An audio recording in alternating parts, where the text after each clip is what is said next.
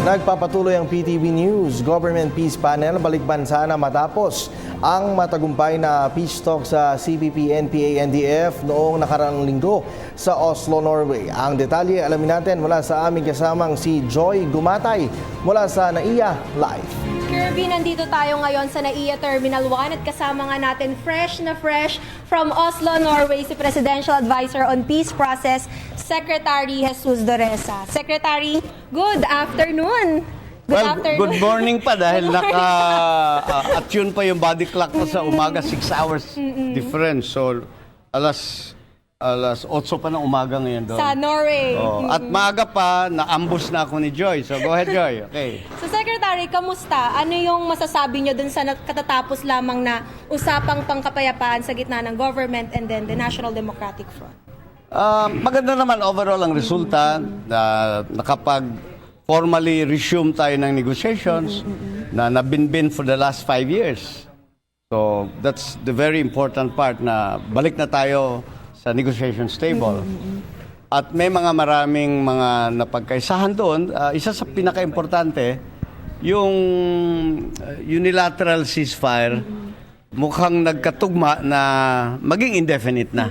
So malaking bagay ho yun dahil tigil putukan yun doon sa mga areas natin. Pero nabanggit nyo hanggang ngayon wala pa rin tayong mechanisms to really make sure na mai-implement siya fully. Gagawin within 60 days yung mechanism ng ceasefire dahil napakahalaga na hindi lang tigil putukan. Dapat mayroon kang monitors, saan ka magko-complain, kung may violation, kung may nagkaputukan, sinong papasok at magpagitna, sinong magharang ng mga pag-aaway kung may mangyayari. Yan pag-usapan pa within the next 60 days. Pero napakahalaga ngayon na ang both sides are declaring tigil putukan na.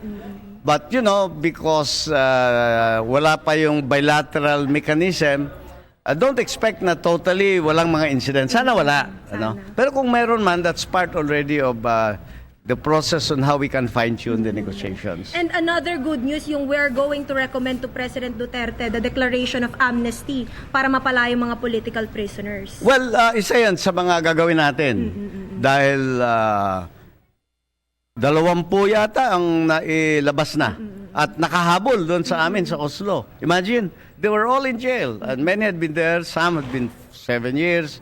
Iba, 2 taon sa loob na ng mga bilangguan natin. But then, suddenly, they were freed, going through the normal judicial process. And then, nag-participate. Kaya makita mo, bibilis siguro ma-accelerate natin itong proseso dahil kumpleto na rin sila across the table. Yan, mahalaga kasi na kumpleto din yung kanilang mga consultants, resource persons. So sa ngayon po ay papunta kayo ng Davao to do, ano pong gagawin nyo ngayon sa Davao, Secretary? Taga Davao ako Kami ni Presidente Duterte, taga Davao. Hindi, merong ongoing now as we speak. Merong tinatawag natin na strategic workshop between the MILF and the government panel. Dahil magsisimula na naman tayo doon sa implementation mode. Tapos na kasing negotiation stage natin with the Bangsamoro. Napakahalaga na may strategic workshop jointly to be done para magkaintindihan ano ba itong prosesong gagawin natin. Isa sa mga highlights dito yung planong magpapairal uli ng panibagong batas to replace the failed BBL. Dahil may mga issues noon. Kailangan babalik natin uli kung ano yung kailangan batas. May mga resource persons tayo doon to give us good inputs. Prominently, we have former Justice Adolf Ascuna, who is going to be a resource person. The other one is Attorney Christian Munsod. Dalawa yun sila, puro member ng 1987 Constitutional Convention. Then, for Dean Tony Lavinia of the School of Government ng Ateneo.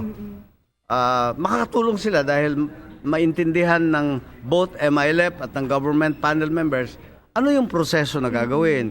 Pag nagsalang kayo ng bill sa Congress, anong dadaan ng mga proseso niyan? Dapat maintindihan So overall, we are looking to a positive view na favorable talaga yung environment to both parties. Sana naman. Sana. And I think the way things have developed already, as you know, hindi lang tayo nag-resume ng talks dito. We also parang launched the implementation stage for the Bangsamoro in Kuala Lumpur several weeks ago. Simultaneous na Diba? siya So, nagaganap. ayun lang, maraming trabaho. Looking forward sa next peace talk natin sa October. Oo, ako makipag-peace talks pa ako sa misis ko dahil matagal ko na rin hindi nakita siya. Okay. So, Kirby, kasama ulit natin si Secretary Dureza, Presidential Advisor on Peace Process, patungkol pa rin sa naganap na peace talk sa Oslo, Norway. At para sa PTV News, Joy Gumatay. Alright, maraming salamat sa iyo, Joy Gumatay, at kay Secretary Dureza.